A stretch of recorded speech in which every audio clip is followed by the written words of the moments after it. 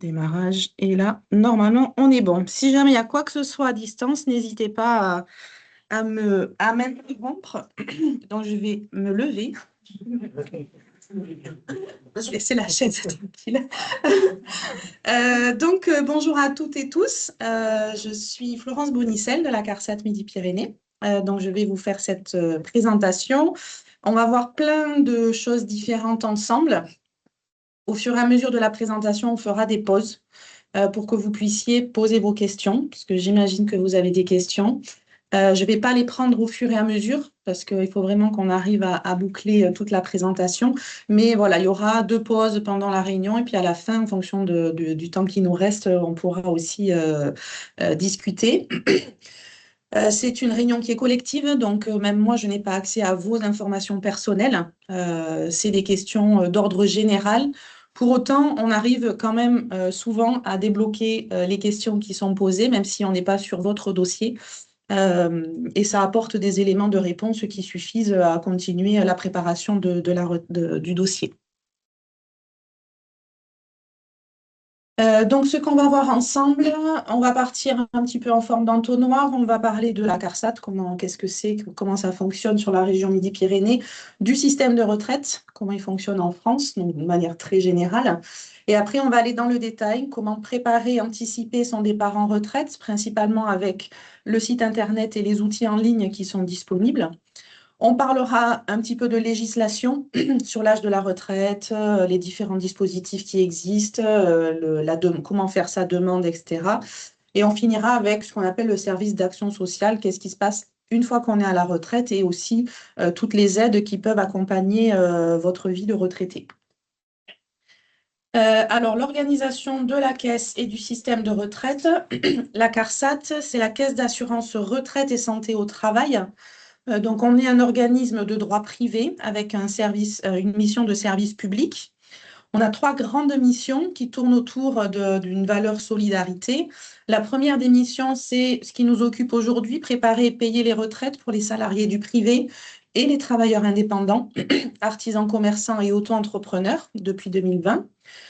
On a tout un volet d'accompagnement pour les assurés en difficulté, donc que ce soit salariés, si vous rencontrez des difficultés de santé pendant votre activité professionnelle, il y a le service social qui accompagne pour tous les impacts professionnels et personnels qui peuvent exister dans votre situation. Et une fois retraité, il y a un service d'action sociale que l'on verra et qui propose des aides financières, mais aussi des activités, des ateliers, plein de choses. Et il y a un troisième volet qui est la prévention et la tarification des risques professionnels. Donc là, c'est plus tourné vers les employeurs qui accompagnent les entreprises dans la mise en place d'actions de prévention en fonction des risques qu'ils font encourir à leurs salariés. Donc tout ça, c'est la CARSAT. Il n'y a pas que la retraite. Mais aujourd'hui, bien sûr, on va s'attacher à la première mission. On est présent sur tout le territoire Midi-Pyrénées. Donc, on n'est pas sur la région Occitanie, hein, avec Languedoc-Roussillon, on est encore 2 régions séparées. Notre siège social qui est à Toulouse. Et puis après, sur tout le département, toute la région, on a 11 agences retraite. Donc, sur le 65, l'agence est à Tarbes. Et il y a des permanences aussi. Alors, je ne les ai plus en tête, mais Bagnères de Bigorre, Vic-Fezensac, il me semble. Il y a 3 permanences sur le département. C'est là où vous pouvez être reçu en rendez-vous par des conseillers retraite. Donc, on reparlera du sujet des rendez-vous un petit peu plus tard. Donc, 11 agences sur la région, 31 points d'accueil qui sont répartis sur les 8 départements. Et depuis 2020, il y a les France Services aussi qui sont venus un petit peu renforcer notre activité pour tout ce qui est accompagnement sur les services en ligne. Vous connaissez un peu les France Services? Pas entendu parler un petit peu. 2020, on sait tout ce qui s'est passé, le Covid est passé par là, et donc toutes les administrations sont beaucoup développées sur les services en ligne, Internet. Pour autant, tout le monde n'est pas autonome ou aguerri à l'utilisation des outils numériques. Et ces France Services ont été créés pour justement accompagner les personnes qui ne sont pas très à l'aise avec ces outils. Et donc, les conseillers sont là pour accompagner sur les services en ligne. Donc, tout ce que l'on va voir là sur l'espace personnel du site de l'assurance retraite, les conseillers France Service connaissent les outils, puisque nous, on les forme pour qu'ils vous accompagnent. Donc, il ne faut pas hésiter à aller les rencontrer. On parle de CARSAT, d'assurance retraite, régime général. C'est la même chose. On a plein de petits noms différents. Oui. Il y a plein de petits noms différents, mais ça reste le même organisme. D'accord? C'est la retraite de base pour les salariés du privé. Donc, la retraite, comment ça fonctionne de manière très globale? En France, on est dans un système par répartition. Les personnes qui travaillent payent d'une certaine manière les personnes qui sont retraitées. Finalement, on prend des cotisations pour payer les retraites. Et c'est un système de solidarité, donc on est un des rares à le mettre encore en place. Vous aurez obligatoirement 2 régimes de retraite. Un régime de base, un régime complémentaire. Ça, c'est pour tout le monde pareil. Quelle que soit l'activité que l'on a et le régime de retraite que l'on a, on a forcément une retraite de base et une retraite complémentaire. Et pendant toute votre carrière, tout ce que vous allez avoir dans votre carrière, hein, que ce soit des revenus, des périodes de chômage, de maladie, service militaire, tout va se transformer en trimestre quand on parle de la retraite de base. Donc là, on est sur l'assurance retraite pour le privé et les indépendants. Et ça se transforme en points pour la partie retraite complémentaire. Donc, vous avez des trimestres en retraite de base et vous avez des points en retraite complémentaire. Pour faire un peu une photo des sites internet où vous allez pouvoir trouver de l'information fiable. Parce que alors, quand on tape « Je pars à la retraite » sur Internet, autant dire que déjà, il y a des milliers de pages qui se proposent et on trouve de tout. Ça, c'est vraiment les sites de référence à retenir. L'assurance retraite, c'est le site qu'on va voir ce matin en détail. C'est la référence pour tout ce qui est retraite de base, salariés et travailleurs indépendants. Vous allez y trouver de manière générale les informations sur la législation, sur les démarches. Ce qu'on va voir sur la suspension de réforme des retraites, entre autres, il y a une page qui est dédiée et qui explique en détail les sujets qui vont évoluer.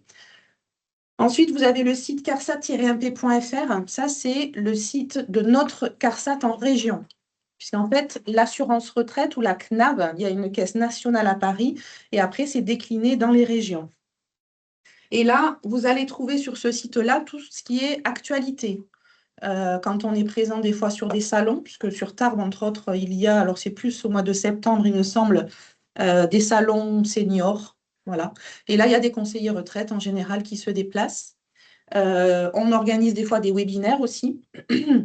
Pour les RH, c'est là aussi où vous pouvez trouver toutes les informations sur prévention des risques, etc. Donc ça, c'est vraiment un site qui est très fourni, mais vraiment sur l'actualité en région. Ensuite, vous avez le site Agir Carco. Donc ça, c'est le site officiel pour la retraite complémentaire. Donc toutes les informations de retraite complémentaire se trouvent là.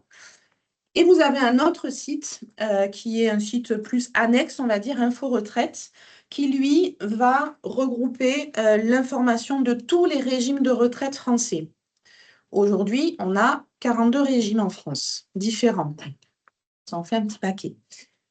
Donc, il va être très bien ce site pour de la consultation sur l'information, surtout si vous avez eu d'autres régimes que le privé, puis le public, libéral, il y en a plein d'autres. Donc, vous pouvez aller sur ce site pour trouver de l'information. Par contre, et on le verra, quand il a besoin de faire des démarches pour mettre à jour sa carrière, par exemple, parce qu'il manque des éléments, c'est important de le faire sur le site de l'assurance retraite si c'est manquant pour le régime de base, ou sur le site de l'Agir Carco si c'est manquant pour la retraite complémentaire. Là, il n'est pas dédié à un régime en particulier, donc il faut vraiment après aller sur les sites qui correspondent au régime de retraite que vous avez.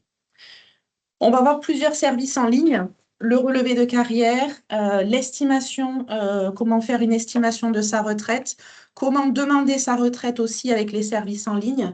Et là, par contre, que l'on soit sur l'assurance retraite, l'Agir Carco ou Info Retraite, c'est les mêmes services, c'est les mêmes informations.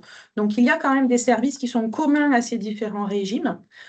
Pour tout ce qui est les autres, donc mettre à jour, etc., il faut vraiment aller sur ces sites-là. Bon, ça, c'était pour poser un petit peu le contexte global. Alors, la suspension de la réforme, la loi de financement, une réformette, nous, on ne sait plus trop comment l'appeler.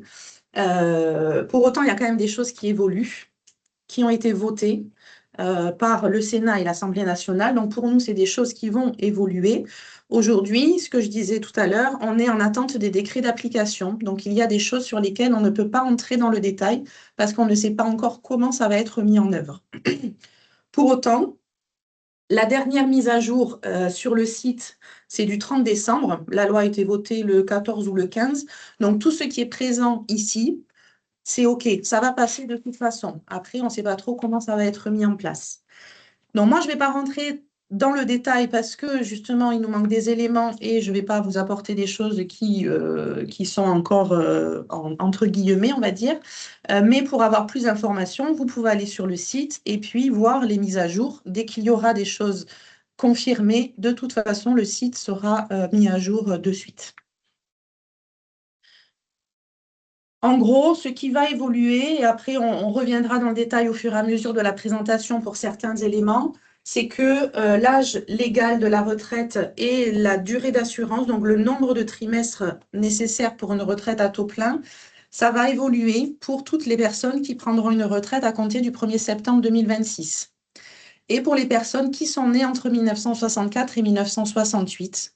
Donc j'imagine que c'est une grande partie d'entre vous. Voilà, donc ça va évoluer. On le verra tout à l'heure, hein, parce qu'on a quand même mis le tableau, mais le tableau, il est détaillé sur le site Internet, donc vous pouvez aller le voir. Il va y avoir aussi des évolutions pour les retraites anticipées carrière longue.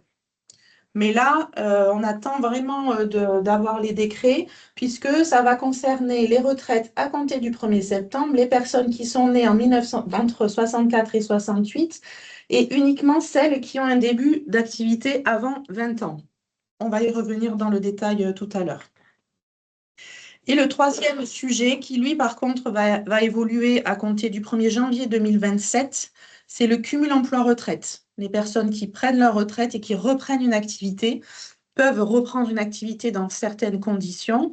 Jusqu'au 1er décembre, on est sur la législation actuelle. À partir des retraites du 1er janvier, il va y avoir une très grosse réforme du cumul emploi-retraite. On le reverra tout à l'heure aussi. Et après, bon, c'est trois autres éléments qui vont rentrer en compte. Les trimestres pour enfants vont être reconnus dans la carrière anticipée, dans la retraite anticipée carrière longue pour certaines conditions. Dans le calcul de la retraite aussi, pour les mères, il va y avoir une évolution de la prise en compte des meilleures années et également un congé supplémentaire de naissance. Mais bon, là, c'est pour tous les enfants qui sont nés depuis juillet 2026. Donc, je ne suis pas certaine que vous soyez concernés par ce sujet-là. Voilà, en gros aussi, les évolutions, on va revoir certains en détail dans la présentation. Est-ce que déjà là, vous avez des questions? Elles vont arriver bientôt, mais là c'est bon. Donc, préparer sa retraite. Préparer, anticiper sa retraite, même si vous n'êtes pas encore au moment de l'âge de la retraite, il y a des démarches à faire dès maintenant pour pouvoir anticiper et être le plus serein possible au moment du dossier de la retraite. Et pour ça, donc, nous avons mis en place des outils, des services en ligne qui permettent de vérifier votre dossier et éventuellement de demander des mises à jour ou faire des estimations. Donc, on a organisé un petit peu 6 étapes pour la préparation de cette retraite. La première étape qui est de créer son espace personnel sur le site L'Assurance Retraite. Est-ce que vous avez tous créé, toutes et tous créé votre espace? Pas encore. Non, oui. Donc, c'est votre mission voilà, de cet après-midi, si vous voulez bien. Créer l'espace, bon, bien sûr, c'est la première étape pour pouvoir accéder aux éléments que l'on verra ensuite. Ah. Alors, les personnes à distance, il faudrait couper vos micros, s'il vous plaît. Merci. Voilà, une fois qu'on a créé l'espace, on va voir les services en ligne en détail. Il y a la plus grosse partie de la préparation de la retraite, c'est d'éditer et de vérifier son relevé de carrière. avec les différents éléments que l'on verra après. S'il y a besoin d'une mise à jour parce qu'il y a des éléments erronés ou manquants, ben dans ce cas, il y a des services qui permettent de faire une demande de mise à jour. Vous allez pouvoir estimer le montant, la date de départ et le montant de votre retraite. Et puis, l'étape finale, bien sûr, la demande de retraite en ligne. Quand vous créez votre espace personnel, vous arrivez sur une page qui est comme ça. Alors, en 2026, ça va évoluer, donc on n'aura plus cette esthétique, on va dire. Pour autant, les services seront toujours les mêmes. Donc là, en première partie, en parcours retraite, en fonction de votre âge, vous avez accès à un certain nombre de services. À partir de, enfin, moins de 45 ans, il y en a quelques-uns. 45-55, là, on commence à avoir la grande majorité des services en ligne. Et au-delà de 59 ans et demi, vous avez accès à tous les services présents. Vous avez aussi votre âge de départ à l'âge légal et le nombre de trimestres. Donc là, vous devriez avoir le nombre de trimestres au 31 décembre 2025. Ensuite, vous avez un onglet messagerie. Ça, c'est important de le retenir puisque via cette messagerie, vous allez pouvoir poser une question à un conseiller retraite si vous avez des questions sur votre dossier. Ce n'est pas forcément s'il y a un dossier en cours de traitement. Même là, sans rien avoir, vous avez une question, vous pouvez poser une question. Et c'est aussi par cette messagerie, par contre, quand il y a un dossier en cours, que nous, on peut échanger, vous demander des justificatifs et échanger. C'est très fiable en échange de documents et c'est quand même très intéressant parce que aujourd'hui, sans dénigrer la poste, si on fait une demande par voie postale, entre l'envoi, la réception, le renvoi, que ça arrive au dossier, ça peut mettre des fois 3 semaines. Via la messagerie, des fois en 2 heures, on a le retour des documents. Donc ça, c'est quelque chose qui est quand même intéressant. Et si vous n'êtes pas autonome, pareil, j'en reparlerai, hein, mais les France Services sont là pour accompagner aussi dans ces démarches. Et là, bien sûr, ben, vous avez tout un panel de services en ligne qui sont accessibles et qui vont vous permettre de faire un point sur votre dossier, préparer votre retraite. On ne va pas tous les voir ce matin parce qu'il n'y a pas forcément d'intérêt. Ce qu'il faut retenir surtout, c'est qu'il n'y a pas de risque de fausse manipulation quand on est sur l'espace personnel. Si vous cliquez sur le mauvais bouton, vous n'allez pas vous supprimer votre carrière. D'accord? C'est important quand même. Ça veut dire que vous pouvez faire tout ce que vous voulez sur votre espace personnel. Ça reste sur l'espace personnel. Ça n'a pas d'incidence directe sur votre dossier. Quelles que soient les démarches, quand on fait une demande de mise à jour de carrière ou la demande de retraite, il y a toujours quelqu'un chez nous qui va vérifier les éléments saisis et ce que vous avez envoyé. Donc, n'hésitez pas à aller regarder, faire toutes les estimations que vous pouvez de manière à avoir le maximum d'informations. On le verra à la fin. C'est là où vous allez pouvoir accéder à l'agenda pour prendre un rendez-vous avec un conseiller retraite de la CARSAT. D'accord? Donc, c'est via votre espace personnel que vous pouvez prendre un rendez-vous aujourd'hui. Donc, on a vu première étape, créer son espace personnel. Deuxième étape qui est indispensable. Personnel, numéro référent. Votre numéro de sécurité sociale. Après, aujourd'hui, pour créer l'espace, il va vous demander votre carte d'identité. Donc, il faut l'avoir téléchargée si vous l'avez ou en photo sur votre téléphone. Et puis, après, une vérification de téléphone, mais si vous le faites avec un ordinateur ou un téléphone, vous avez la caméra qui permet de faire la photo. Oui. Voilà, ça c'est l'étape relevé de carrière. Il faut forcément y aller et il n'y a pas d'âge pour commencer à vérifier son relevé de carrière. Plus on le fait tôt, plus simple sera les dernières années d'activité, hein, puisque vous aurez déjà vérifié la première partie. Donc là, dans le service en ligne Consulter ma carrière et dans l'onglet Mes droits, vous allez pouvoir télécharger ce qu'on appelle le relevé individuel de situation. C'est le relevé qui mentionne tous les régimes de retraite auxquels vous avez cotisé. Donc là, il y a tous les régimes qui sont présents. Comme on le voyait tout à l'heure, pour la retraite complémentaire, vous avez un total de points. Ça, c'est le premier volet, hein, c'est le volet synthétique, on va dire, des régimes. Donc, pour la retraite complémentaire Agir Carco ou Ircantec, vous avez des points. Et pour la partie retraite de base, ben, vous avez des trimestres. Donc ça, c'est une synthèse qui vous donne une photo un petit peu de ce que vous avez sur votre relevé. Alors, oui, je pensais. D'accord. Ah, parce que des fois, ça fait ça quand quelqu'un veut se connecter. Voilà, donc ça, c'est le premier volet. Bon, sur celui-là, il n'y a pas un grand commentaire à faire. Le deuxième volet de ce relevé, c'est là où vous allez commencer à vérifier un petit peu les éléments.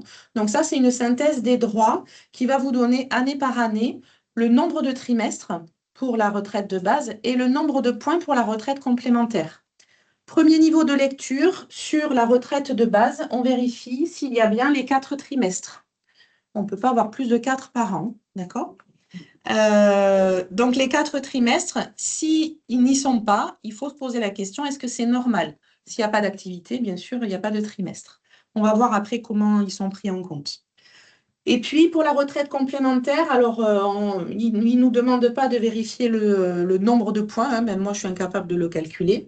Mais en tout cas, si vous avez une activité, vous avez obligatoirement des points. Donc là, ce qui doit vous alerter, c'est soit qu'il n'y a pas de points du tout, soit que sur une année entière, vous avez 50 ou 70 points, alors qu'on est quand même normalement autour des 150, plus de 150 points pour une année de travail. D'accord? Et en fonction de ce que vous allez trouver là, eh bien, vous avez un troisième volet qui est beaucoup plus détaillé, qui va vous donner le nom des employeurs ou la nature de l'activité ou de la non-activité que vous aviez, la période, les revenus. Donc ça, c'est le montant annuel brut qui est soumis à cotisation retraite. Et vous allez avoir les différents régimes de retraite qui concernent la ligne en question. Et là, à ce niveau de lecture, c'est déjà de vérifier que vous avez bien tous les employeurs. C'est de vérifier les périodes, ça, c'est pas forcément important, d'accord? Mais c'est qu'il y ait bien tous vos employeurs et qu'il y ait à chaque fois qu'il y a l'assurance retraite, qu'il y ait bien un revenu indiqué. Là, c'est pareil, on ne vous demande pas de prendre tous vos bulletins de salaire et de vérifier année par année, sauf si vous avez envie de le faire, hein, bien sûr. Mais à partir du moment où ça apparaît, il faut regarder qu'il y ait une cohérence, que déjà ils y soient tous, qu'il y ait une cohérence. Et si jamais il y a besoin de modifier, on verra les services en ligne qui permettent de le faire. Vous verrez si vous avez du chômage, de la maladie ou du service militaire, des périodes qui apparaissent, parce que toutes ces périodes-là vont donner droit à des trimestres. Par contre, vous voyez que dans la ligne revenu, il n'y a pas de revenu, parce que c'est des périodes qui n'amènent pas de cotisation. Donc, en termes de revenus, ils ne vont pas être pris en compte dans les 25 meilleures années. Dans le calcul, on prendra vraiment que ce qui a été travaillé. Par contre, ça apporte des trimestres, donc il y a besoin quand même de les avoir sur ce relevé de carrière. Et puis là, on va voir donc en détail ce que vous allez trouver sur votre relevé de carrière. Donc là, pour la retraite de base, on a dit, c'est des trimestres. Tout ce qui apparaît sur votre relevé, c'est ce que nous, on appelle les trimestres validés. Il n'y a pas de distinction. C'est tout ce que l'on a sur le relevé. Et c'est ce qu'on va appeler la durée d'assurance. La durée d'assurance est le nombre total de trimestres que vous avez sur votre relevé. Par contre, en fonction de ce qu'on va y trouver, ils ont été calculés de 3 manières différentes. On a d'abord les trimestres que l'on appelle cotisés, qui sont issus d'une activité salariée ou de revenus si vous avez une activité de travailleur indépendant. Ces trimestres cotisés, ils sont calculés en fonction du revenu que vous avez perçu. Pour 2026, par exemple, dès lors que vous avez 1 803 € bruts de salaire, vous avez un trimestre cotisé qui est calculé sur votre relevé. Donc, pour avoir les 4 trimestres sur l'année, il faut avoir un revenu annuel d'au moins 7 212 €. Ce que ça veut dire, pour vous, dans la lecture, quand on a une activité salariée, bon, normalement, on a plus de 8 000 € par an, hein, parce que c'est un petit revenu quand même. Par contre, en début d'activité, si vous avez eu des activités saisonnières, par exemple, des fois, d'avoir travaillé un mois, et il suffit que le salaire que vous avez perçu ce mois-là soit supérieur au plafond de l'année en question, puisqu'il y a des valeurs sur chaque année, un mois peut amener un trimestre. A contrario, vous pouvez avoir travaillé 3 mois, Et si le cumul des 3 mois est inférieur au seuil, eh bien, même d'avoir travaillé une période d'un trimestre, il n'y aura pas de trimestre sur votre relevé parce que le revenu n'était pas suffisant. OK? Les trimestres cotisés, il y a également ce qu'on appelle un salaire plafond. C'est un montant au-delà duquel on ne va plus prélever de cotisation pour la retraite. Pour la retraite, le régime de base. Si vous avez un salaire annuel qui est supérieur à 48 060 € brut en 2026, chaque année, il y a des barèmes différents, ce que vous aurez sur votre relevé de carrière, c'est 48 060. Vous n'aurez pas vraiment le salaire réel. Et nous, ce que l'on prendra en compte, c'est le salaire plafond, puisqu'il n'y a pas de cotisation au-delà de ce montant. Ce qui peut des fois expliquer les différences que l'on a entre nos bulletins de salaire et le revenu qui apparaît sur le relevé de carrière. Ça, c'est les trimestres cotisés. On a également les trimestres assimilés. Donc là, on a maladie, invalidité, maternité, rente accident de travail, les périodes de service militaire, en tout cas la durée légale, le chômage s'il était indemnisé. Depuis la réforme 2023, les stages et TUC peuvent être pris en compte en fonction des années et du contrat. C'est quoi les TUC? Travaux d'utilité collective. Ah, c'est... En général, la question vient par rapport à la génération. Moi, je ne connaissais pas non plus jusqu'à ce qu'ils en parlent à la réforme. Donc, c'était certains contrats de début d'activité.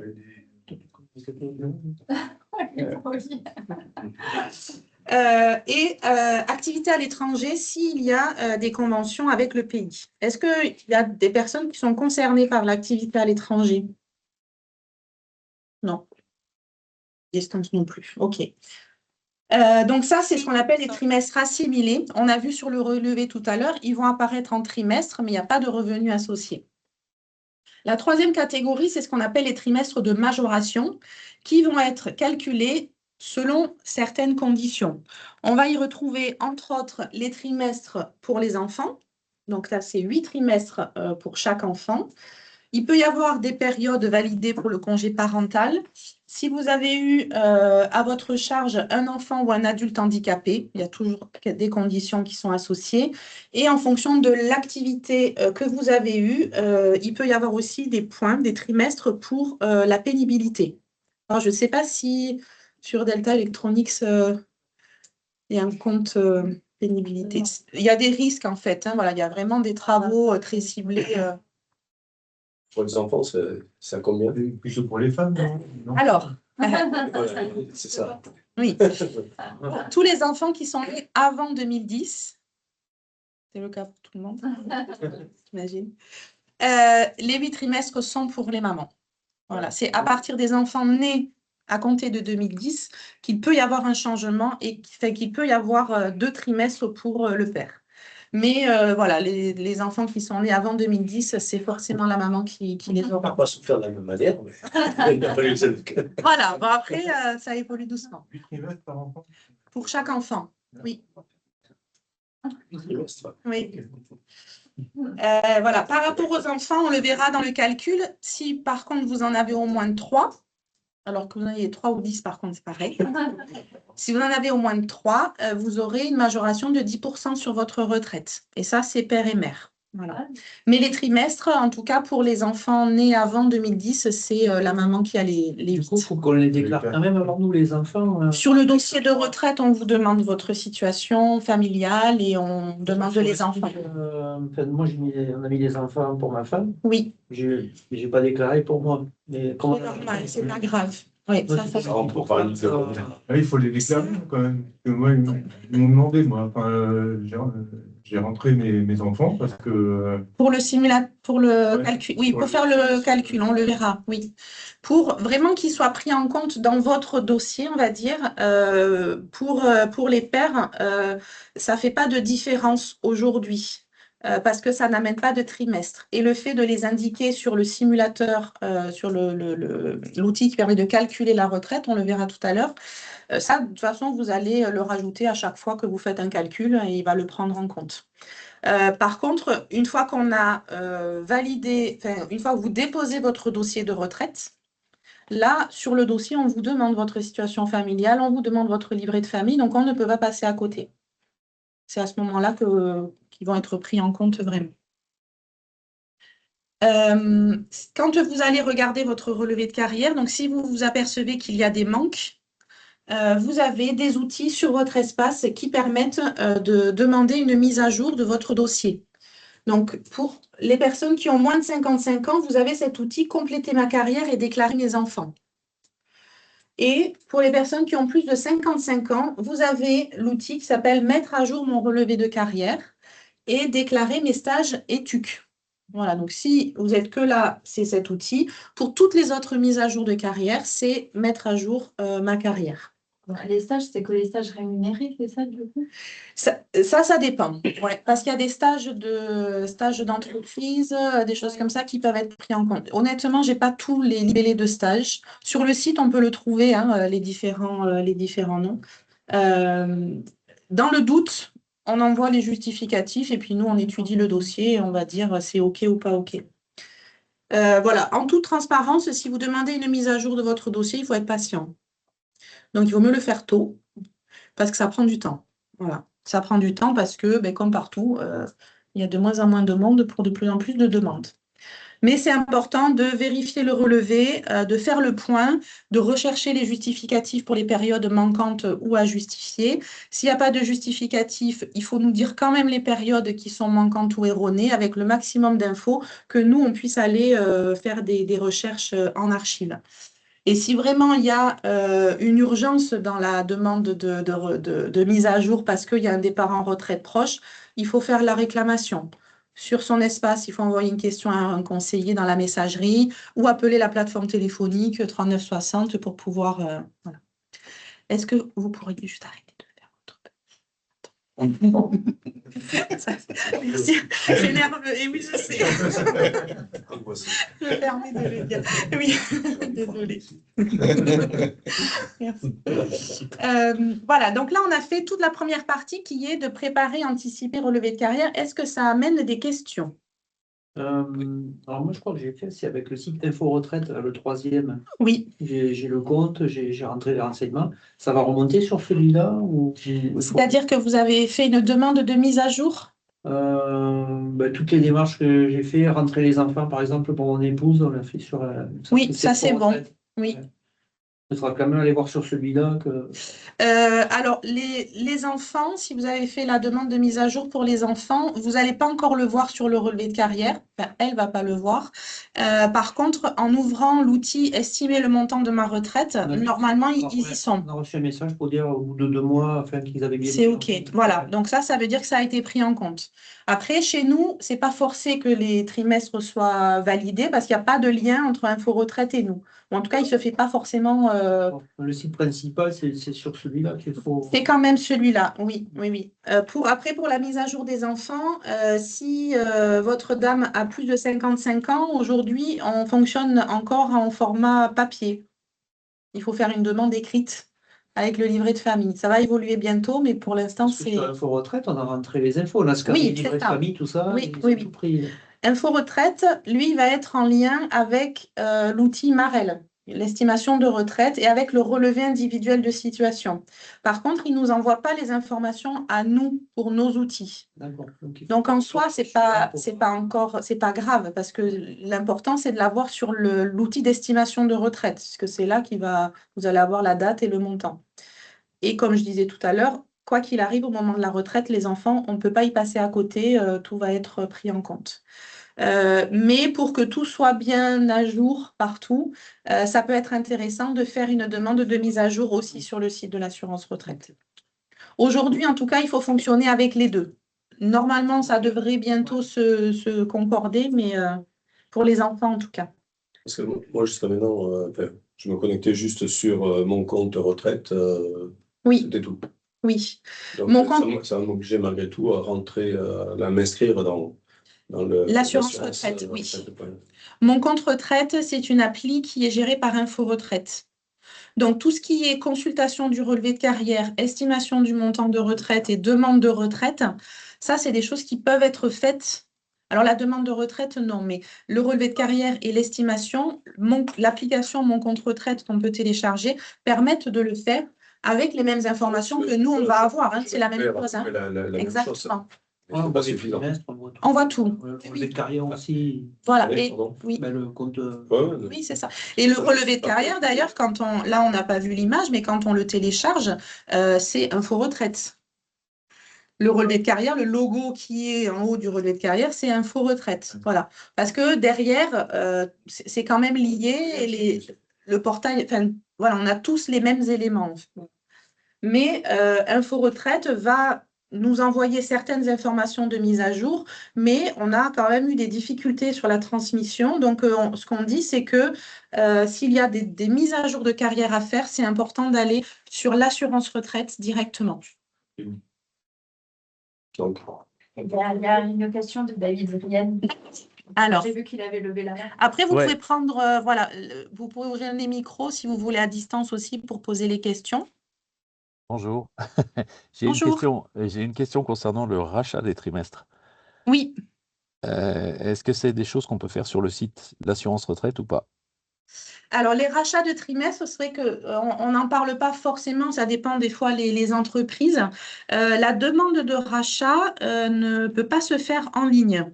Vous avez sur votre espace un simulateur qui va vous permettre de faire une simulation du coût de rachat. Par contre, la demande, il faut aller télécharger le dossier sur le site dans les formulaires. Et là, c'est une demande papier à nous faire parvenir. D'accord, ok. Ok. Parce que je pense que ça Oui. peut être intéressant de J'avais racheter ces... un trou dans ma carrière en 96, il me manquait quelques trimestres, pour quelle raison, je ne sais pas. Donc j'ai envoyé les feuilles de paye sur l'assurance retraite. Oui. Et là, je me suis enregistré sur Argicarco récemment. Et j'ai vu qu'il me demandait du coup d'envoyer chose. l'année complète de 96. Oui. Ouais, j'avais quelques trous dans 96. Pour quelle raison, je ne sais pas. Il me demandait l'année 96 que j'ai envoyé. Et maintenant, alors là, je suis pas allé depuis un moment, donc il va falloir que je refasse la démarche. Mais il me demande 95, il me demande 97. En fait, il me D'accord. redemande plein d'années, alors que Oui. au départ, il n'y avait pas la question, quoi. Oui.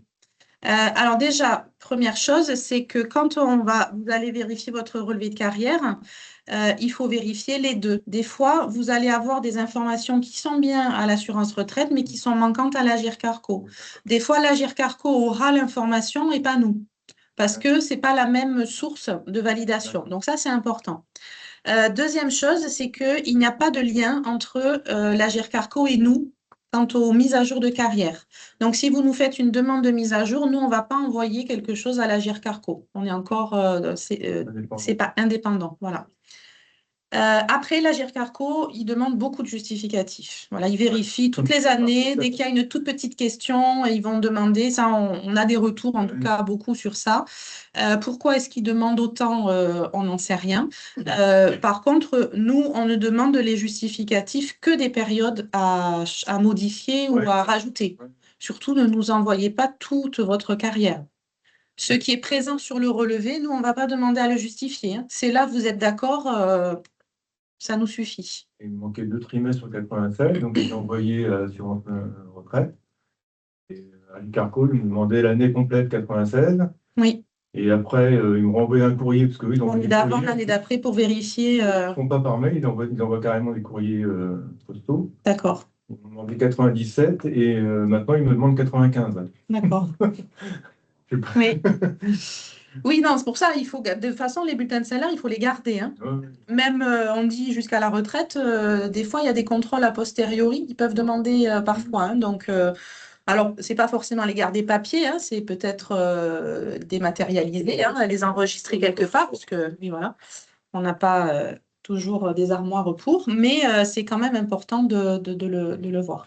Et là, donc vous touchez du doigt un petit peu le fait qu'aujourd'hui, on n'est pas un seul régime. Voilà. Et chaque régime a son fonctionnement. Et l'Agirc-Arrco, c'est vrai, il demande beaucoup de justificatifs. Après, de le faire maintenant, ça vous économisera du temps au moment du dossier. Donc, ce n'est pas toujours conforme, mais bon, il faut le faire. OK. Donc, ça, c'est pour la partie, tout ce que vous allez à faire en amont pour préparer au mieux votre retraite. Le relevé de carrière, c'est 75% d'un dossier. Nous, c'est ce qui nous demande le plus de temps et en général, c'est ce qui met les dossiers en retard.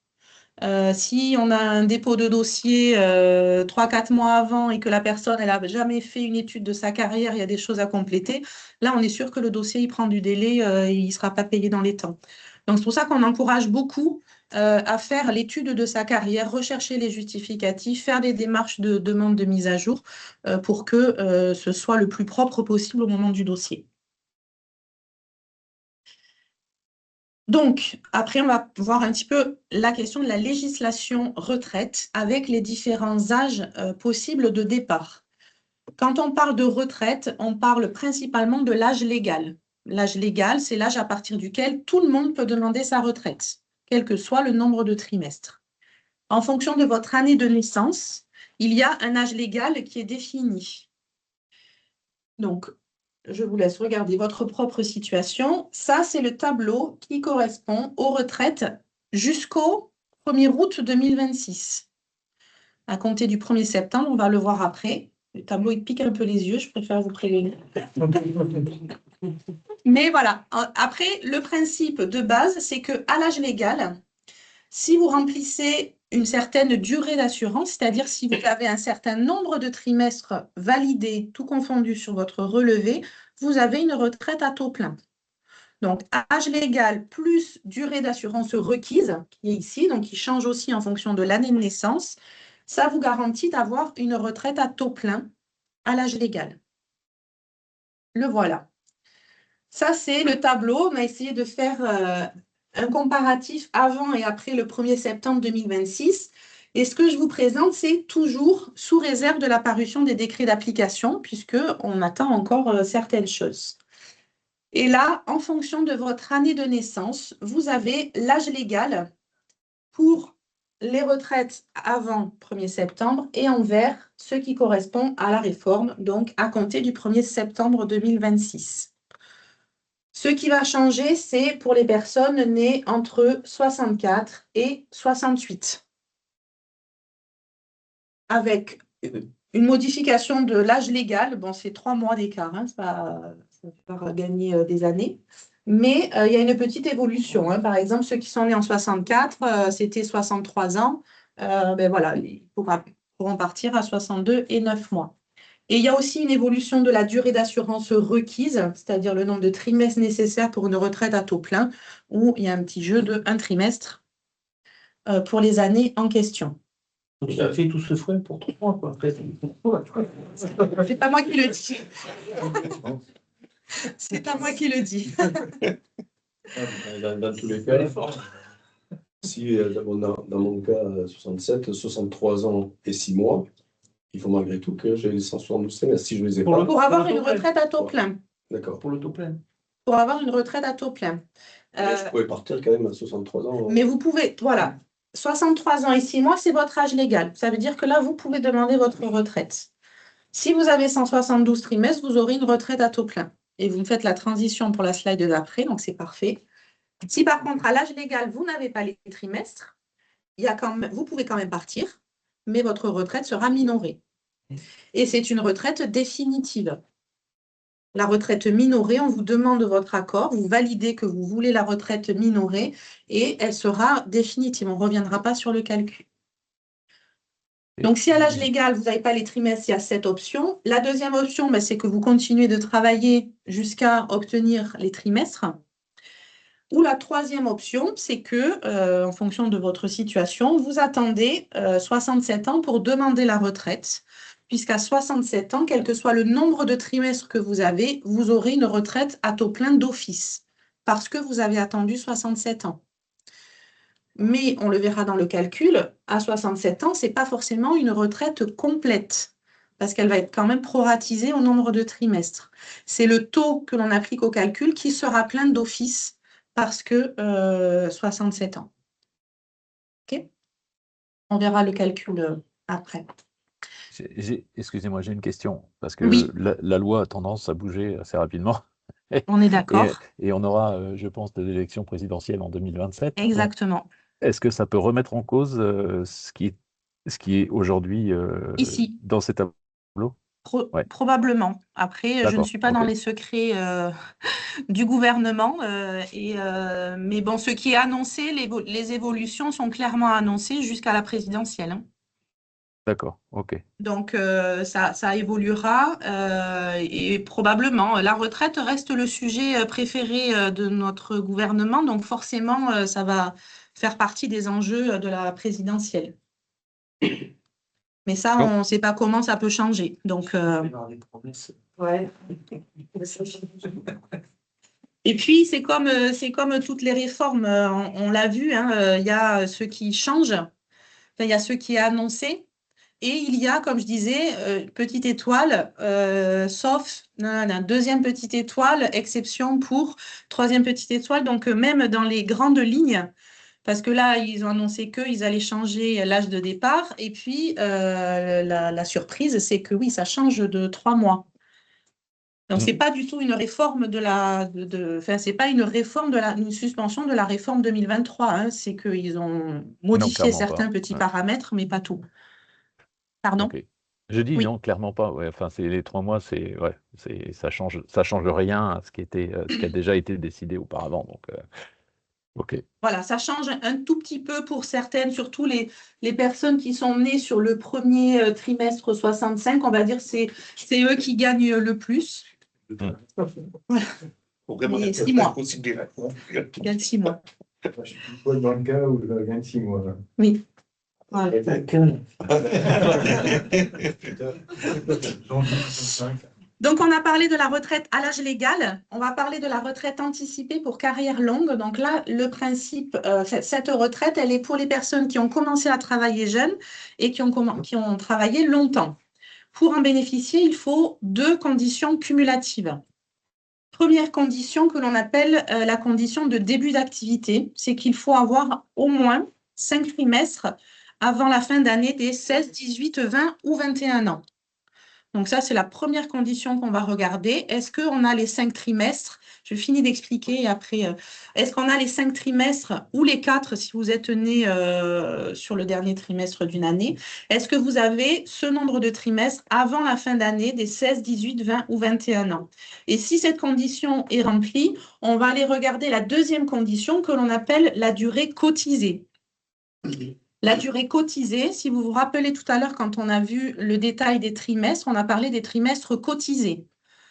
Trimestres cotisés, c'est ceux qui sont issus d'une activité salariée, un revenu. Et il y a aussi la prise en compte de ce qu'on va appeler des trimestres réputés cotisés. C'est-à-dire qu'à la base, ce ne sont pas des trimestres travaillés, mais on va quand même en considérer certains comme s'ils l'étaient. Et là, on va se référer principalement à ce qu'on a vu en trimestre dit assimilé, le chômage, la maladie, le service militaire. Et il y a certains trimestres que l'on considérera dans cette fameuse durée cotisée.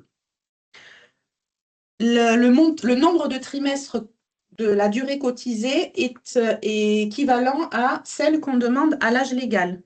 C'est-à-dire, on va venir là, on va dire une personne aujourd'hui qui est née en 64, son âge légal c'est 63 ans et à l'âge légal, on va lui demander d'avoir 171 trimestres validés, tout compris, pour avoir une retraite à taux plein. Cette même personne, pour avoir une retraite anticipée carrière longue, on lui demandera d'avoir également 171 trimestres. Par contre, il faudra que ces 171 trimestres soient cotisés et réputés cotisés. Donc, si c'est une personne qui a du chômage pendant plusieurs années, en durée cotisée, elle n'aura pas forcément droit à la carrière longue. On ne s'auto-déclare pas en retraite anticipée, hein. C'est un calcul qui est particulier. Si vous voulez le savoir, juste je passe sur cette slide, après je vous laisse poser des questions. Vous avez un outil sur notre espace, Obtenir mon âge de départ à la retraite, qui va vous permettre de faire un point. Si l'outil vous dit votre départ anticipé, ça veut dire qu'il a déjà détecté que vous aviez les conditions remplies. Le simulateur Marel aussi, qui fait le calcul du montant de la retraite, il est calibré pour détecter la retraite anticipée. Donc, si vous avez les 2 outils qui vous le disent, c'est bon signe quand même. Mais ces outils sont directement reliés au relevé de carrière. d'où l'importance de faire l'étude et la mise à jour le plus tôt possible. Là, on parle de la retraite anticipée, mais cet outil, obtenir mon âge de départ, il va aussi vous permettre de connaître la date de départ au plus tôt que vous pouvez demander en fonction de votre âge et de votre nombre de trimestres. Donc là, il y avait déjà une question. Oui, moi je voulais demander, l'apprentissage, ça compte? Alors, l'apprentissage va rentrer en compte. De premier abord, c'est une période qui n'était pas cotisée. Donc, c'est l'État qui prenait en charge les cotisations. Pour autant, ils ont validé des salaires forfaitaires. Donc, souvent, l'apprentissage, il va apparaître en début de carrière, mais ça va être des petits salaires qui ne vont pas forcément valider des trimestres. Parce qu'on a vu, hein, il faut un salaire minimum pour avoir des trimestres. Donc, si ça peut jouer sur votre âge de départ, il y a un rachat de trimestres d'apprentissage qui existe, qui n'a rien à voir avec le rachat classique que l'on peut trouver. Le rachat classique, il est cher, hein, c'est entre 3 000 et 7 000 euros le trimestre. Pour la période d'apprentissage, je n'ai plus le montant en tête, mais c'est quand même beaucoup, beaucoup, beaucoup moins cher de faire valider, de racheter ces périodes d'apprentissage. Là, la démarche, c'est la même que pour un rachat classique. C'est qu'il y a un dossier à compléter et à nous envoyer pour qu'on puisse établir un devis. Et on vous renvoie le devis et c'est vous qui voyez est-ce que ça vaut le coup ou pas en fonction de votre situation. Pour l'apprentissage, par contre, on demandera des justificatifs. Contrat d'apprentissage ou bulletin de salaire. Si jamais vous n'avez pas, chambre de métier, chambre de commerce, en fonction de là où vous avez fait votre apprentissage. Et eux, normalement, ils sont censés vous le donner.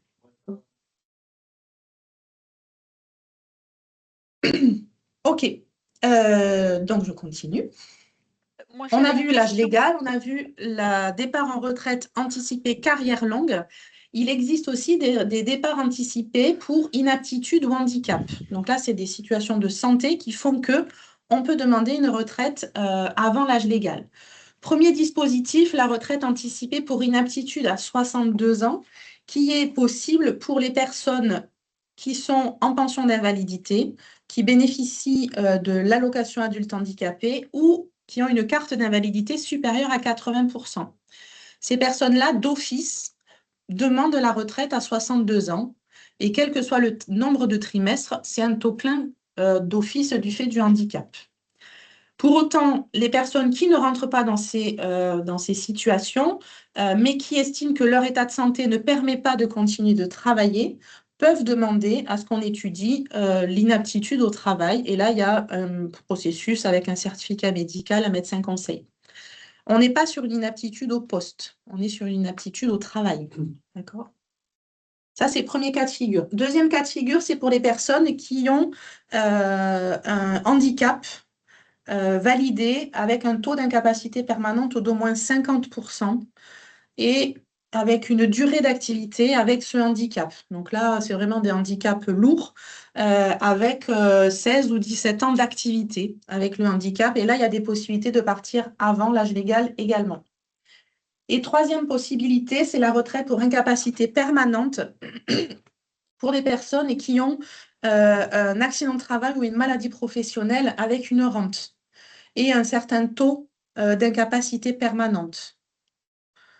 Donc, je ne vais pas rentrer dans les détails parce qu'il y aurait beaucoup à dire sur chacun. Si jamais vous pensez vous êtes dans une de ces situations, le mieux, c'est de rencontrer un conseiller de la CARSAT pour faire le point sur votre situation, sachant que, hormis les personnes qui sont en pension d'invalidité, l'outil d'estimation Marel n'est pas capable encore de faire les calculs pour toutes ces situations-là. Donc là, il faut avoir une expertise de nos conseillers pour avoir un calcul juste de la date et du montant. Si le handicap arrive après l'âge. Après l'âge. Par exemple, là, il y a la retraite anticipée 55 ans, on a un accident à 58 ans. Ou... Là, c'est à compter de 55 ans. D'accord, donc, Après, ça peut être 56, 57, construit 58. au handicap, quoi. Oui, mais là, comme je disais, pour bénéficier de cette retraite anticipée handicap, il faut avoir un taux d'incapacité de 50%, ce qui est quand même déjà Ouais, c'est beaucoup, un accident lourd. pendant une certaine durée d'activité. Et il faut avoir 14 ou 15 ans d'activité avec le handicap. Donc, si ça arrive en fin de carrière, ça n'ouvre pas droit. Ça n'ouvre pas de droit, non. Là où ça peut jouer, par contre, c'est que si l'état de santé ne permet pas de continuer de travailler, par contre, on peut demander une retraite inaptitude à 62 ans. Ou si c'est un accident de travail ou une maladie professionnelle qui amène un taux d'incapacité d'au moins 10%, on peut être aussi dans ce cas de figure. Il y a autant de retraites différentes qu'il y a d'individus sur cette terre. Donc, on explique les grandes lignes, mais voilà, après, en fonction des cas et des situations, on peut être confronté à différentes choses. Donc là, on a vu l'âge légal, on a vu les possibles départs en retraite anticipée. Il y a quand même la possibilité de poursuivre son activité, donc ceux qui veulent continuer de travailler. Il y a 3 dispositifs, la retraite progressive, la surcote et le cumul emploi-retraite. Donc, la retraite progressive, le principe, c'est que on arrive à 60 ans et on choisit de travailler à temps partiel, donc de réduire son temps de travail. Et en réduisant son temps de travail, on va pouvoir percevoir une partie de la retraite. C'est à partir de 60 ans. Il faut avoir au moins 150 trimestres validés, tout compris. Et il faut travailler à temps partiel, entre 40 et 80%. Donc, c'est-à-dire, soit on est déjà à temps partiel dans cette fourchette, dans ce cas, il n'y a rien à faire, on demande la retraite progressive, soit on est à temps plein et on réduit son travail d'au moins 20%. Et là, on aura une fraction de retraite qui dépend de la diminution de l'activité. Si on passe à 80%, on va avoir le salaire réduit à 80% et 20% des retraites qui vont être payées pendant tout le temps où on est en retraite progressive. Et il faut l'accord de sa direction, je présume. Alors, officiellement, On peut imposer non. direction. Officiellement, depuis la réforme 2023, l'employeur est obligé de justifier son refus. Avant, il pouvait dire non, et puis sans explication. Aujourd'hui, il faut qu'il le justifie et il y a des critères. Voilà, il y a des critères à respecter. Si votre temps partiel met en difficulté l'économie de l'entreprise, il a le droit de dire c'est pas possible, bien sûr. Voilà. Après, il y a l'officiel, il y a l'officieux. Qu'est-ce qui se passe entre votre employeur et vous? Ça, c'est vous qui le voyez. Quoi qu'il arrive, donc là, on n'est pas dans une retraite définitive, ce qui fait que tout ce que vous allez continuer de travailler sera pris en compte dans le calcul définitif de votre retraite. Donc, une fois que vous dites « j'arrête la progressive, je veux ma retraite définitive », et bien là, on va rebrasser toute votre carrière avec ce que vous aurez fait en retraite progressive. L'employeur peut, après ça dépend des conventions, cotiser quand même à la retraite sur du temps plein, même si vous êtes en retraite progressive. S'il le fait, c'est quand même un bel avantage parce que du coup, en partant à la retraite, il n'y a pas de différence. S'il cotise sur un temps partiel, il y aura forcément un petit lambda si vous aviez continué à temps plein et si vous étiez en retraite progressive. Il y a un âge minimum de retraite progressive, c'est 60 ans, et il n'y a pas d'âge maximum. Légalement, un employeur ne peut pas mettre un salarié en retraite avant 70 ans. En tout cas, légalement, il ne peut pas le faire. C'est vous qui dites je pars en retraite à telle date, vous avez un préavis, etc. La retraite progressive, du coup, c'est maximum 70 ans aussi. Après, vous pouvez le faire au-delà, bien sûr, mais je vous souhaite de profiter quand même un petit peu de votre retraite. C'est d'abord de demander à son employeur Oui. et ensuite de faire le demander la possible. retraite progressive. Oui. De toute façon, dans la demande de retraite progressive, nous, on demande le contrat de travail à temps partiel. Et ce n'est pas vraiment un accord, mais l'employeur doit remplir une attestation en disant le temps plein, c'est tant d'heures, le temps partiel du salarié, c'est tant d'heures. Donc, ce n'est pas officiellement un accord, mais ça valide que l'employeur, il est OK avec la démarche. Ça, c'est la retraite progressive. et que ce soit retraite de base et retraite complémentaire, les deux régimes, on avance ensemble, hein. Le deuxième dispositif, c'est ce qu'on appelle la surcote. La surcote, c'est pour les personnes qui vont continuer de travailler au-delà de l'âge légal et au-delà de la durée d'assurance requise. On a vu tout à l'heure une personne née en 64, son âge légal aujourd'hui c'est 63 ans, et pour avoir une retraite à taux plein, on lui demande de justifier de 171 trimestres. Si cette personne arrive à 63 ans, qu'elle a ses 171 trimestres, mais elle choisit de continuer de travailler, tout ce qu'elle va travailler au-delà va venir majorer le montant de sa retraite. Et là, on parle de 1,25% par trimestre. Donc, si elle travaille 1 an de plus, il y aura 5% sur la retraite. Quand on est dans le dispositif de surcote, nous, ce qu'on encourage, c'est de partir 1er janvier, 1er avril, 1er juillet ou 1er octobre, parce que la surcote est calculée uniquement sur des trimestres civils entiers. Si vous demandez une retraite au 1er juin, vous aurez le premier trimestre de surcote, mais le deuxième, il n'est pas travaillé en entier, donc il ne sera pas surcoté. OK? Ça se calcule tout seul. Et quand vous faites le calcul sur l'outil Marel, qu'on verra juste après, il calcule aussi la surcote, hein, donc, vous avez la majoration qui est intégrée dans le calcul. Et puis, le troisième dispositif, donc c'est le cumul emploi-retraite. Et là, c'est les éléments qui sont valables jusqu'aux retraites au 1er décembre. Pour toutes les retraites jusqu'au 1er décembre 2026. À partir du 1er janvier 2027, on le verra juste après, il y a des évolutions qui arrivent. Pour les retraites, est-ce qu'il y a déjà parmi vous des personnes qui vont partir avant la fin de l'année? OK. Donc, les personnes qui partent avant le 1er janvier 2027, quand vous demandez votre retraite, vous pouvez reprendre une activité. Et ça, c'est on va dire la base par rapport à l'évolution de la réforme, c'est quand est-ce qu'on prend notre retraite. C'est-à-dire que les règles qui s'appliquent, c'est les règles au moment de la prise de retraite. Donc, ça veut dire que ça restera tout le temps comme ça, entre autres, si vous partez avant la fin de l'année. Donc, quelqu'un qui part à la retraite et qui reprend une activité doit quand même respecter certaines règles. Et en fonction de comment est-ce que cette personne a pris la retraite, il y aura des conditions pour la reprise d'activité sans incidence sur la retraite. Donc, vous demandez votre retraite, il faut demander toutes ces retraites, et déjà tous les régimes. Et puis, si vous êtes salarié, il faut cesser votre contrat, ça c'est légal. Et on a deux types de cumul, donc le cumul intégral et le cumul partiel. Dans le cumul intégral, c'est pour toutes les personnes qui demandent la retraite à compter de l'âge légal avec la durée d'assurance requise. Donc, il y a les deux colonnes là qui sont remplies. Ou pour les personnes qui demandent la retraite à compter de 67 ans, quels que soient les trimestres. Cumul intégral, comme son nom l'indique, c'est qu'on peut cumuler intégralement toutes ces retraites et un nouveau salaire.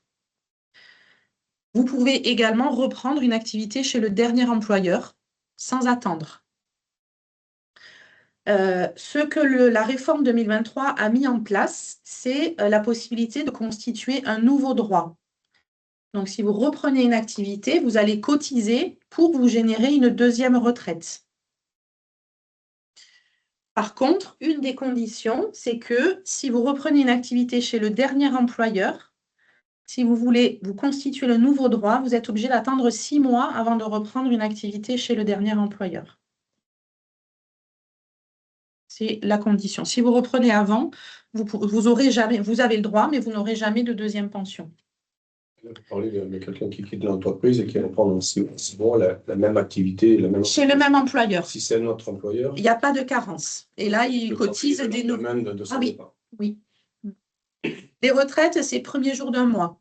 Donc, si une retraite au 1er juillet, il y a quelqu'un qui cesse son activité le 30 juin. Donc, dès le 1er juillet, on peut signer un nouveau contrat ou, ce que beaucoup font aujourd'hui, avoir une activité indépendante. beaucoup d'auto-entrepreneurs aujourd'hui, entre autres. Voilà. Parce que là, il n'y a pas de dérogation de cessation d'activité, donc on peut reprendre cette activité. Ça, c'est le cumul intégral. Pour les personnes qui ne rentrent pas en compte dans les deux cas, donc c'est-à-dire ceux qui partent en retraite anticipée carrière longue avant l'âge légal, ceux qui partent sans avoir tous les trimestres, donc en retraite minorée, ou avec une retraite pour inaptitude sans avoir la durée d'assurance requise, là, il y a un salaire, une limite de salaire qu'il ne faudra pas dépasser. Et si c'est une reprise chez le dernier employeur, obligatoirement attendre 6 mois. Sinon, là, on coupe la retraite. Qu'est-ce qui nous attend au 1er janvier 2027? Donc là, c'est toujours pareil, sous réserve de la parution des décrets, parce que clairement, ils réforment complètement le cumul emploi-retraite. Et ils ferment les vannes. Voilà, même nous, on a été surpris de ce qu'ils ont. Oui. Alors, bon, là, j'enlève ma casquette, l'assurance retraite. Ils ont favorisé, ils ont rajeuni l'âge légal, mais indirectement, ils obligent à continuer de travailler. Parce que finalement, aujourd'hui, il y a quand même beaucoup de cumul emploi-retraite parce que les retraites sont ce qu'elles sont. Et le cumul tel qu'il est actuellement, pour nous, ils ouvraient justement les possibilités de reprise. C'était vraiment très, très positif. Et là, ils ferment tout, presque. Ce qui va arriver, en tout cas, c'est que pour les personnes qui partent avant l'âge légal, donc retraite anticipée, entre autres, la retraite sera diminuée du montant du nouveau revenu. Donc, quelqu'un qui va partir en retraite anticipée avec une retraite, je dis au hasard, de 1 500 €, si cette personne travaille et a 300 € tous les mois, nous, on va réduire la retraite de 300 €. Donc, au final, il n'y a pas de gain. En fait, il n'y a pas de gain. Voilà, au final. Pendant toute la période où il doit travailler. Voilà, c'est ça. Ou en tout cas, jusqu'à arriver à l'âge légal, où là, il va rentrer dans le deuxième cas. Et dans le cas d'un auto-entrepreneur, On ne sait pas. Il n'y a pas de salaire. On ne sait pas du tout comment va évoluer le cumul emploi-retraite des travailleurs indépendants. Parce qu'aujourd'hui, les travailleurs indépendants, il n'y a pas de limite. Il n'y a pas de carence de 6 mois, il y a une limite de revenus, mais qui est quand même assez large pour les retraites, les cumuls limités. Donc là, on attend les décrets pour savoir comment ça va fonctionner. Ça, c'est les départs avant l'âge légal. Si on part entre l'âge légal et 67 ans, on est dans un format de cumul limité. Et là, il y a un seuil qui va être fixé. Alors, je vais aller directement ici. L'exemple qui est en bas, il y a un seuil qui va être fixé chaque année. Par exemple, seuil annuel, 7 000 €. C'est ce qu'il donne dans l'exemple sur le site. En fait, sur l'année, on va prendre le revenu annuel du nouveau salaire. Si ce nouveau salaire dépasse le seuil, donc dépasse 7 000 €, on va venir réduire de la moitié de ce dépassement le montant de la retraite. Un exemple. On a un revenu annuel qui est à 10 000 €. Donc, dans mon exemple, c'est un dépassement de 3 000 € par rapport au seuil qui est fixé. Eh bien, on va réduire la retraite de 1 500 €. La retraite annuelle. Sur l'année. Sur l'année, oui. On va faire la moitié du dépassement et on va le réduire de la retraite. Donc là, on est dans un format de cumul limité. Et par contre, les portes sont ouvertes à 67 ans. Pour ceux qui prennent la retraite à 67 ans, voilà, ou dès lors qu'on va arriver à 67 ans.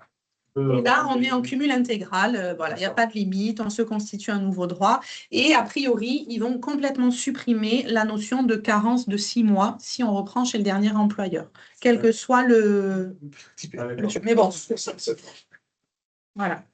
Donc là, on est bien d'accord que c'est jusqu'aux prochaines présidentielles. Parce que, à mon avis, et c'est encore mon avis personnel, c'est sur ça que ça va beaucoup jouer, finalement, sur l'âge légal, mais à mon avis, ça jouera sur le cumul. Voilà. Donc, on ne sait pas. Mais ça, on attend les décrets. Alors, ce n'est pas forcément confortable parce que les retraites 1er septembre et 1er janvier, c'est demain. Hein. Donc, mais nous, on est aussi embêtés dans le conseil ou dans l'accompagnement que l'on peut faire. Alors, ensuite, là, c'était toute la partie législation. Sur votre espace personnel, donc vous avez le simulateur que l'on appelle Marel, qui estime le montant de la retraite. Ce simulateur, c'est celui que nous, on utilise aussi dans nos rendez-vous. Hein, donc, c'est quand même un document qui est très fiable. Quand vous lancez l'outil, que vous soyez sur l'assurance retraite, Agir Carco Info Retraite, c'est le même outil. C'est la même chose. Nous, on vous conseille toujours de passer par estimation personnalisée. Quand vous allez cliquer là, vous avez justement une page sur situation familiale. Donc, pour les dames principalement, si vous avez enregistré les trimestres via Info Retraite, c'est là qu'ils vont remonter. S'ils ne sont pas présents là, il faut les rajouter. Messieurs, si vous avez au moins 3 enfants, il faut aussi rajouter les 3 enfants. Quoi que vous lui disiez, vous fermez Marel, dans 5 minutes, il a tout oublié. Tout ce qu'on lui rajoute, il oublie. C'est comme, j'aime bien parler de Nemo. Vous connaissez le dessin animé Nemo? Il y a le poisson Dory. Elle fait un tour sur elle-même et elle a oublié ce qu'on lui a dit. Marel, c'est pareil, tout ce qu'on lui ajoute. Donc, il est capable d'aller chercher tous les éléments du relevé de carrière. Et ça, il le fera très bien tout seul. Par contre, tout ce qu'on va lui ajouter, s'il ne connaissait pas les enfants et on a ajouté les enfants, on le ferme et on revient un quart d'heure après. Il faudra ressaisir les enfants. Parce que pour l'instant, il n'est pas capable de garder les informations. On n'a pas fait la démarche. Ça, c'est pour les dames, en tout cas, si la mise à jour des trimestres enfants n'a pas été faite sur Info Retraite, ça ne remonte pas. Il y a quand même encore des dossiers pour lesquels la mise à jour a été faite et ça ne remonte pas quand même. C'est en cours. Voilà, il y a combien entre le moment de la prise en compte aucune idée.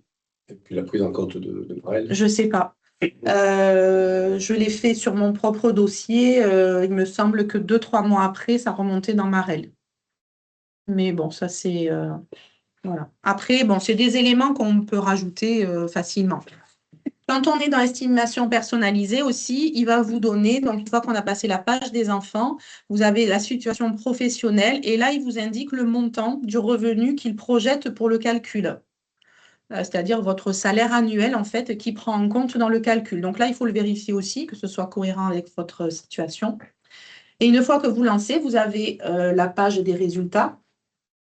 En haut, vous avez un bandeau avec les éléments essentiels, l'âge de départ au plus tôt, le nombre de trimestres et le montant brut, tout régime confondu. Et ensuite, vous allez avoir un détail d'années de différents âges. Donc, par défaut, il va vous donner votre âge légal et 67 ans. C'est au moins les 2 calculs qu'il fait. J'ai commencé à avoir sur certains dossiers qui donnaient aussi 70 ans. Oh, il prépare. Oui, alors c'est vrai qu'on reste quand même un des pays qui parle plus tôt, hein, malgré tout. Ah oui. Si à l'âge légal, il définit que vous n'avez pas tous les trimestres, donc c'est une retraite minorée, il va pousser la projection de votre activité jusqu'à la date où vous obtenez le taux plein. 6 mois. Voilà, là, par exemple, à 64 ans, âge légal, il n'y a pas tous les trimestres, donc c'est l'âge légal, mais le montant est minoré. Et par contre, 1er juillet 2042, là, on est au taux plein. S'il détecte que vous pouvez partir en retraite anticipée carrière longue, il le dit aussi. D'accord? Donc, il est vraiment relié à votre relevé de carrière. Ici, vous avez un petit bouton brut net qui permet de connaître le montant net, ce que vous aurez réellement. Il va enlever le maximum de l'imposition en retraite, c'est 10,1%. Et là, vous avez un petit ascenseur qui va vous permettre d'avoir le détail de tous les régimes de retraite auxquels vous avez cotisé. Voilà, donc si vous cliquez, vous avez la retraite de base, la retraite complémentaire, etc. Ça reste un outil d'estimation. Donc nous, on ne s'engage pas sur le montant qui est indiqué. Pour autant, il est quand même très fiable. nous, on utilise un rendez-vous et plus on approche de la retraite, plus le montant est cohérent avec le définitif. C'est un montant avec la retraite complémentaire? Voilà, tout compris, oui. C'est un montant. Est-ce que c'est avec les régimes retraite complémentaires supplémentaires qu'on a Non. entrepris, non? Non, parce que ça, ce ne sont pas des retraites obligatoires. Voilà. Par contre, sur Info Retraite, si vous créez votre espace sur Info Retraite, là, vous aurez l'information des retraites supplémentaires. D'accord. Oui. Mais ça ne va pas apparaître J'ai ici. essayé, parce qu'il y a un endroit où on peut cliquer pour avoir ces infos sur la retraite supplémentaire qu'on a, et ça, le lien ne marche pas. D'accord. Oui. Bah, c'est C'est Info Retraite. tu parles des. C'est par Par l'entreprise, exemple, par exemple. voilà, Abeille, l'assurance, Ouais. on est en train de souscrire, là. Avant, on avait Generali. Donc ça, c'est enregistré quand même dedans. Ça, c'est sur Info Retraite qu'on va Ça, avoir c'est le totalement. généraliste. Ah, c'est comme ça. Là, c'est les régimes obligatoires. Donc, c'est retraite de base, retraite complémentaire. Retraite supplémentaire, Ouais, c'est- Info Retraite. soit Info Retraite, soit sur le site de la retraite supplémentaire en question. Mhm. Oui, là, on parle vraiment que des régimes obligatoires. Après, vous pouvez aussi, comme je disais tout à l'heure avec la surcote, vous pouvez, par exemple, là, c'est une retraite au 1er juillet. Vous voulez voir ce que ça fait que de finir l'année, partir au 1er janvier. Vous pouvez ajouter des âges de retraite autant que vous voulez. Hein. Faire des calculs à différentes À dates. quel niveau? Alors là, on ne le voit pas, mais vous aurez un petit bouton « Ajouter un âge de départ ». D'accord. Ouais, bah, je suis à 65 et 8 mois, je vais aller à la fin de l'année. Alors, ça dépend quand ça tombe. Bon, des fois, ça ne fait pas trop de différence, mais on va voir dans le calcul juste après que finir une année, ça peut avoir quand même une incidence sur le montant de la retraite. Positif, quoi. Positif. Oui, en général, c'est un positif.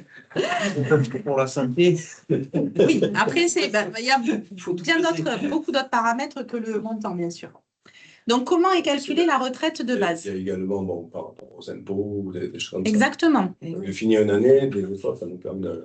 Oui, il y a des personnes qui choisissent de partir un 1er février pour que, au niveau de la prime de départ en retraite, elle soit prise en compte sur une autre année fiscale. Ouais. Donc, mais bon, ça, après nous, ça nous dépasse. C'est vraiment des calculs par rapport aux impôts, aux primes, etc. Oui. Donc, comment est calculée la retraite? La retraite de base, elle a 3 grands paramètres. Le premier, ce qu'on appelle le revenu annuel moyen. C'est la moyenne des 25 meilleures années. C'est des années entières. C'est là où je fais le parallèle avec ce que je disais. Des fois, de regarder le montant, si on finit l'année, peut avoir une incidence parce que dans ces 25 meilleures années, on prendra forcément des années entières. Si vous partez au 1er juillet, on aura la validation des trimestres, mais par contre, le revenu ne rentrera pas en compte dans les 25 meilleures années. Donc, si vous êtes là dans vos meilleures années, ça vaut le coup de calculer. Si vous finissez l'année, quelle différence ça vous apporte? Donc, c'est ce revenu annuel moyen qui va aussi évoluer pour les mères de famille avec la réformette. Au lieu de 25 ans, c'est 23 ou 24 suivant le nombre d'enfants. À ce revenu annuel moyen, on multiplie un taux. Donc, le taux, on en parle depuis tout à l'heure. Il est plein à 50% et il peut être minoré jusqu'à minimum 37,5. Si vous partez à l'âge légal avec votre durée d'assurance requise, c'est un taux plein 50%. Si vous n'avez pas les trimestres à l'âge légal, ça sera un taux minoré. Si vous partez en retraite inaptitude pour une situation de santé, ce sera un taux plein d'office aussi, 50%. À 67 ans, c'est pareil. Et après ces deux éléments, on va les multiplier par une fraction que l'on appelle durée d'assurance réelle. Donc ça, c'est le vrai nombre de trimestres que vous avez sur votre relevé de carrière, divisé par la durée d'assurance requise qui est définie en fonction de votre année de naissance. La durée d'assurance réelle, si elle est supérieure à la durée d'assurance requise, on écrète. Ça a été trop beau. Si vous arrivez à l'âge légal, vous avez 180 trimestres alors qu'on ne vous en demande que 171, ça sera 171 sur 171. Ça ne peut pas être supérieur à 1. Une personne qui arrive à 67 ans, par exemple, avec seulement 150 trimestres, il y aura un taux plein d'office parce qu'elle a attendu 67 ans. Pour autant, la fraction, ce sera bien 150 sur 171, par exemple. Donc, il y a quand même un prorata qui est fait en fonction du nombre de trimestres. Et quelqu'un qui arrive à l'âge légal avec une retraite, sans avoir les trimestres, il y aura un taux minoré et une fraction De la même façon. minoré également qui va proratiser le montant de la retraite. Il y a quand même il y a une limite, hein, parce que je veux dire, la retraite, comme on a dit, ça s'arrête, on ne peut pas aller avoir 6 ou 7, donc on ne parle jamais de la limite. Il y a une limite, on ne peut pas. En termes de quoi? De coups par mois. Il y a un maximum de retraite. Mais voilà, oui. Ça, vous n'en parlez jamais, donc c'est calculé Non, après ou avant? parce que clairement, les personnes qui dépassent le maximum, c'est des personnes qui ont plusieurs employeurs. D'accord. Oui, parce que, en fait, dans le revenu annuel moyen, même s'il y a 25 ans au salaire plafond, on a vu dans les trimestres cotisés, vous savez, 48 000 et quelques. Ça, c'est 2026.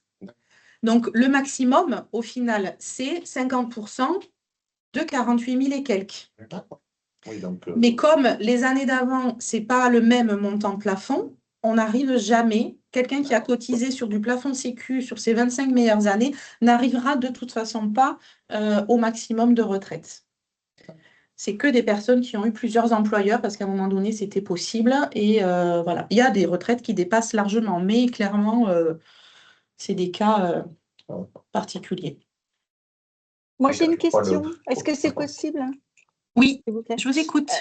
La majoration, elle est valable que sur la retraite de base? La majoration dans le cadre de 3 enfants? Non, il y a aussi pour la complémentaire, on va le voir après. D'accord. Les trimestres, c'est uniquement la retraite de base. Par contre, si vous avez au moins 3 enfants, ça va être sur la retraite de base et sur la retraite complémentaire. Ok, merci. Pour 3 enfants, est-ce qu'il y a plus si 4 enfants, Non. 50 ans, 6 enfants? Non. Voilà. Vous en avez 3, vous en avez 11, c'est pareil. Quel que soit le nombre d'enfants, au-delà de 3, ça ne va pas amener plus que 10%. La retraite complémentaire, donc c'est quand même beaucoup plus simple comme calcul. Dans toute votre carrière, vous cumulez des points. On regarde le nombre de points que vous avez au moment du départ en retraite, multiplié par la valeur du point au moment où vous la demandez. Et là, vous aurez un montant annuel de la retraite complémentaire avec une majoration pour les enfants. Si vous avez des questions sur la retraite complémentaire, il ne faut pas hésiter soit à les appeler pour prendre un rendez-vous, soit aller sur votre espace et demander un rendez-vous avec un conseiller pour pouvoir être accompagné sur votre retraite complémentaire. Quand ce sera le moment, vous allez demander votre retraite en ligne. Ah, je reviens. Attendez. Hop. Voilà.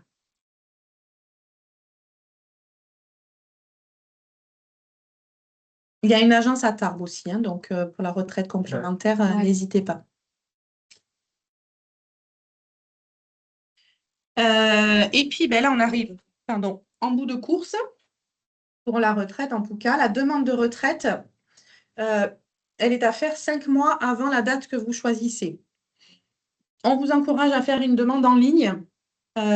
C'est simple, pratique et sécurisé.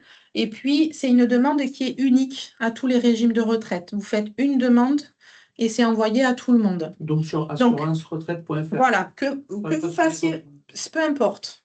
Vous la faites sur l'assurance retraite, vous la faites sur l'Agir Carco, vous la faites sur Info Retraite.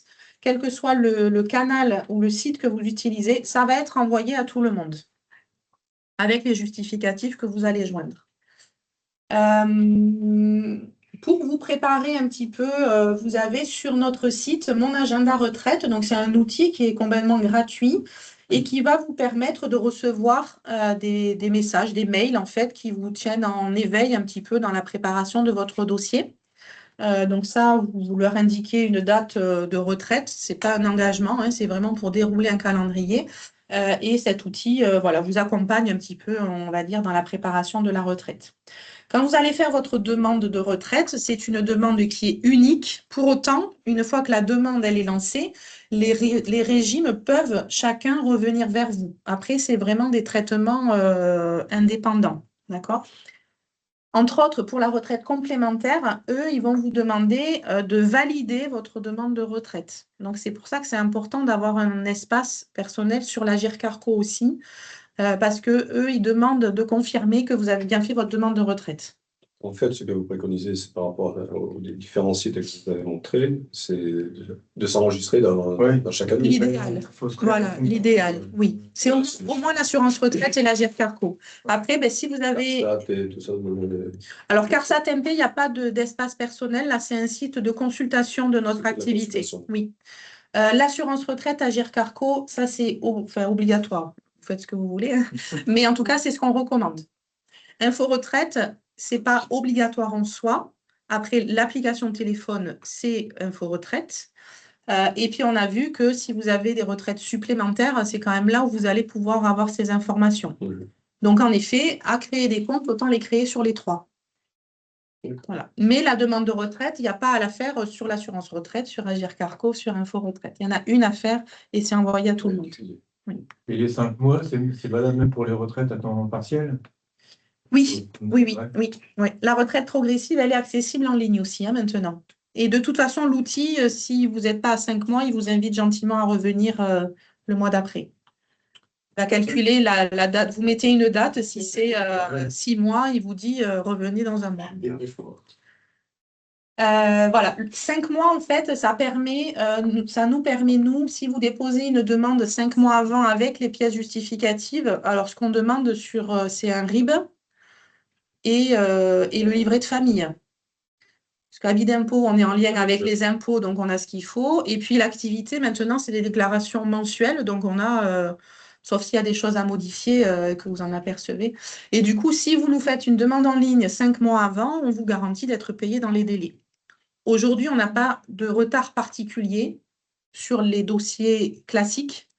On en a pour certains parce qu'il y a des enquêtes qui peuvent être longues, mais une personne qui a une activité en France salariée, surtout si la carrière a été vue avant, là, ça va. Le délai, c'est combien? Moi, j'entends souvent des retraités dire j'ai attendu 3 mois. Ou... Oui, donc c'est ce que je dis. En fait, ça dépend de comment est-ce que le dossier va être déposé. S'il est fait comme il faut, vous êtes payé dans les temps. Après, je ne peux pas vous dire combien entre les 5 mois et la date de retraite ça va mettre, mais vous serez payé dans les temps. Les dossiers. La retraite au 1er janvier, on va toucher quelque chose. Voilà, c'est là. Le paiement des retraites dépend du régime. Chez nous, l'assurance retraite, c'est un paiement mensuel terme échu, le 9 du mois. Donc, si vous avez une retraite au 1er janvier, on vous payera le 9 février. Et après, c'est tous les mois, le 9 du mois. Une retraite complémentaire, eux, c'est terme à échoir. Donc, une retraite au 1er janvier, ils vous payent le 2 janvier, parce que le 1er, c'est férié, pour le mois à venir. Donc, c'est le premier mois. C'est des versements séparés, oui. Il n'y a pas de et non, ce n'est pas un régime unique. C'est la demande qui est unique. Après, chacun fait son travail. Cotisation, c'est maximum 10,1 sur l'ensemble des retraites, si vous êtes imposable.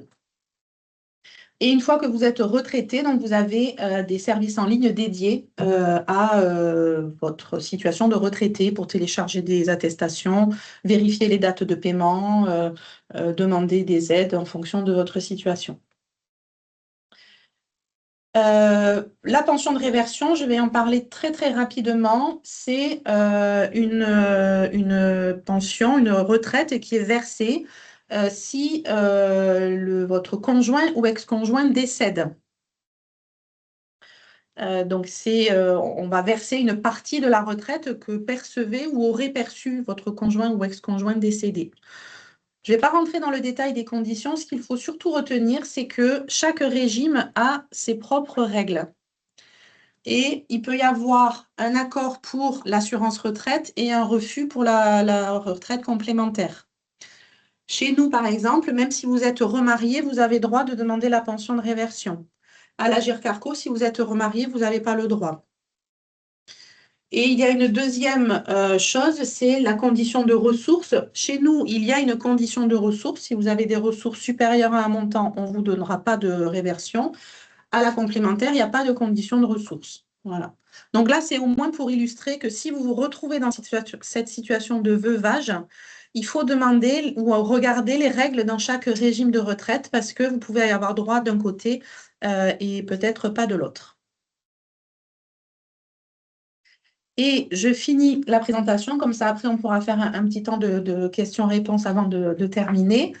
Une fois que vous êtes retraité, il y a des informations, des aides ou des activités proposées de manière gratuite pour tous les retraités du régime général. Et donc là, c'est un autre site à connaître, pourbienvieillir.fr, qui va donner des conseils, qui va vous, avec des cartes interactives, vous dire où est-ce qu'il y a telle ou telle activité, des aides en fonction de votre situation. Voilà, c'est ça.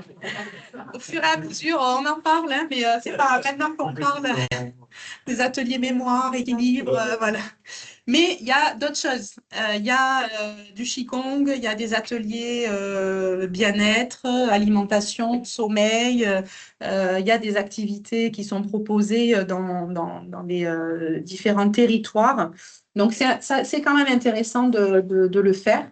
Et il y a surtout des ateliers qui s'appellent Bienvenue à la retraite, qui sont proposés par différentes associations soutenues par la CARSAT Midi-Pyrénées, entre autres.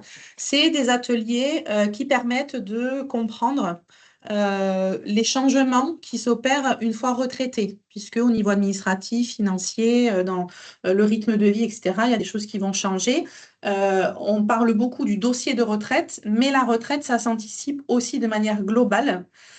Pour avoir accompagné pendant de très nombreuses années des retraités, c'est pas au moment où on est à la retraite qu'on réfléchit à ce qu'on va faire. C'est des choses qui s'anticipent. Alors, c'est pas 10 ans avant, hein, mais non, 2 ans avant, on anticipe pour réfléchir à qu'est-ce qui va se passer après. Et ces ateliers sont là pour justement préparer un petit peu à tout ça. Donc, ils sont accessibles aux futurs retraités qui sont à moins de 2 ans de la retraite ou aux jeunes retraités qui sont retraités depuis moins de 2 ans. Et voilà, c'est des ateliers qui sont conduits par des professionnels et qui permettent de comprendre un petit peu comment ça fonctionne.